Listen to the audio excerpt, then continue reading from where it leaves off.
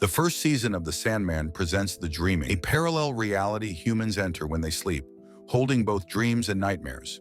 The master of this domain is Lord Morpheus, also called Dream, who governs every fantasy experienced within the dreaming.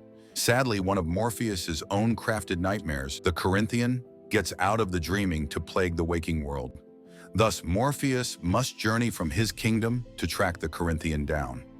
In 1916, the aging Roderick Burgess is mourning the death of his son, Randall, lost in World War I. Roderick adopts the persona of the Magus as he starts researching dark arts, hoping to bargain with the Angel of Death to resurrect his son. Instead, he inadvertently calls forth Death's brother, Dream.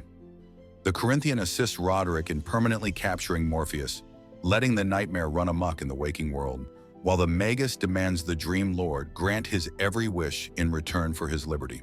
Morpheus will not assist and remains locked up for over 100 years, sending the dreaming into chaos and causing dreadful consequences in the real world, such as some sleepers never waking. Over time, Roderick impregnates a woman named Ethel, and when he insists she end the pregnancy, the woman instead runs off with all of Morpheus's enchanted artifacts. As Roderick's other son, Alex, becomes increasingly angry with his father's behavior, he unintentionally kills him during a dispute. In the present day, Morpheus remains held by the elderly Alex. But when the mystical circle holding him is accidentally damaged, the sleep god breaks free from his chains, dooms Alex to endless sleep, and at last goes back to the dreaming. There he learns from his librarian Lucian that every one of his fashioned dreams and nightmares have fled to the real world, and his realm is falling apart. So Morpheus travels back to Earth to retrieve each of the lost nightmares, hoping to return the dreaming to its prior splendor.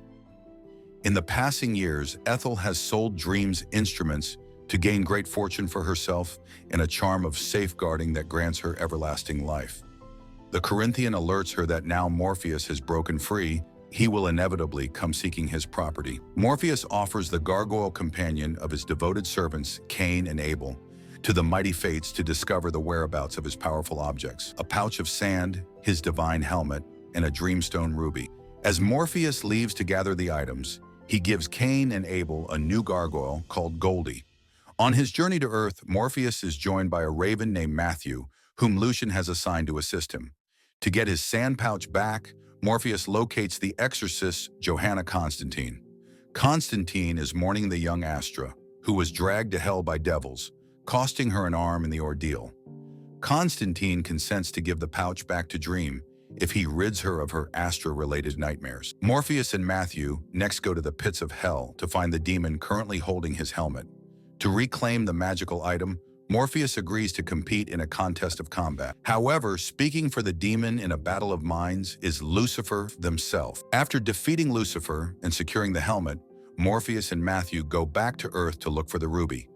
The ruby is now owned by Ethel's grown son, John, who took it from his mother. Fearing Morpheus's revenge, Ethel gives her son her protective charm, losing her own life in return. John wields the ruby's might to forge a world based only on truth. In direct opposition to the falsehoods his mother, Ethel, told him regarding his father in childhood. But a world devoid of lies rapidly plunges humanity into disorder. Morpheus appears to take the ruby back, resulting in a mystical duel with John. In the end, John unintentionally breaks the ruby, letting Morpheus take in its energy and have the beaten John committed. With his tools completely recovered, Morpheus is now prepared to proceed with his quest of bringing the fled dreams and nightmares back to the dreaming. But first he is met by his sister Death, who imparts a crucial lesson about humanity and a deity's function in their lives. While Dream believes he must safeguard humanity as a collective, Death instructs him to value the people who each possess their own narrative. A god's duty is not to command humanity, Death explains, but to aid it. It's a teaching that Morpheus embraces, even forming a friendship with an immortal man named Hob along the way. Finally, Morpheus is informed by Lucian that just 3 escaped dreams and nightmares remain loose on the Earth: G, Fiddler's Green, and the Corinthian. Meanwhile, Morpheus's previous spouse, Calliope, is a potent muse who has been captured by the failing writer Richard Maddock. Maddock finds that by tormenting Calliope, he gains ideas that improve his work. While confined as Maddock's captive, Calliope cries out to her former husband Morpheus for rescue. Morpheus comes to save Calliope, cursing Maddock to lose all memory of him and the muse, plus all his creative concepts. Calliope thanks her past love for saving her and requests to see him in the dreaming where they can mourn their dead son Orpheus together. But Morpheus is not prepared to confront this sorrow, saying goodbye to Calliope once again. Elsewhere, the young woman Rose works with her friend Lyta to locate and reconnect with her missing younger brother Jed. Unknown to Rose, she is in fact a dream vortex, a person with the ability to alter dreams who, if not stopped, could annihilate both Earth and the dreaming. Rather than dread Rose's ability, Morpheus tries to aid her in her quest to find Jed, who oddly even the Dream King himself cannot find. While assisting Rose and Morpheus look for Jed, Lyta gets lost in her own dreams, where she meets her deceased husband, Hector. Strangely, Hector's existence continues even when Lyta is conscious, and he urges his wife to remain with him forever in the dream realm, where they can possess all they've desired, like a child. This oddly results in Lyta becoming pregnant in reality. As the boundaries between the dreaming and Earth start to fade, Morpheus understands that Hector is a spirit whose existence risks ruining both worlds. Therefore, despite Rose and Lyta's appeals, Morpheus must send Hector to the afterlife, where he should be. Though Lyta gets to keep their child.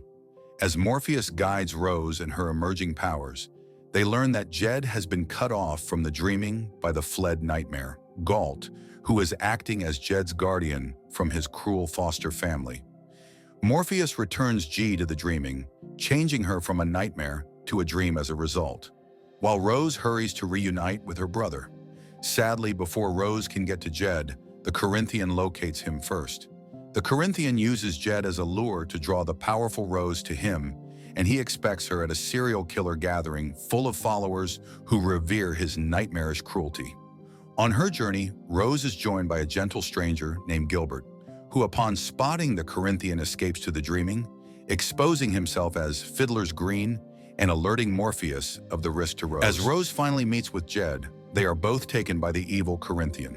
The Corinthian attempts to sway Rose's power to his advantage, cautioning her that Morpheus will never permit someone as threatening as her to survive. The Corinthian announces his wish to act as her guardian and schemes to murder Morpheus, place Rose as the sovereign of the dreaming, and permit himself to wander the earth without restraint. Morpheus arrives and faces the Corinthian, finally persuading Rose of the risk her powers pose to the waking world.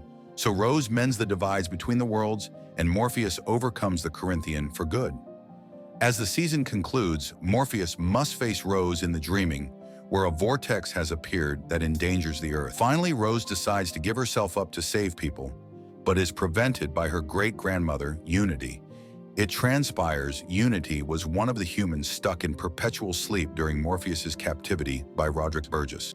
Dream's malicious sibling Desire then impregnated Unity, resulting in her having a child, then grandchild, and finally great-grandchild. The dream vortex rose. This was all an element of a plan to trick Dream into slaying his own kin, which would let the scheming twin deities Desire and Despair to respond similarly. Luckily, Morpheus had persuaded Rose to choose self-sacrifice on her own, ruining Desire's plan. Unity asks Rose to transfer her vortex powers to her, after which Unity sacrifices herself, rescuing the world and enabling Rose to live a content life in peace with Jed. In the end, Dream confronts Desire and Despair, warning them to behave and sharing the same insight Death had taught him.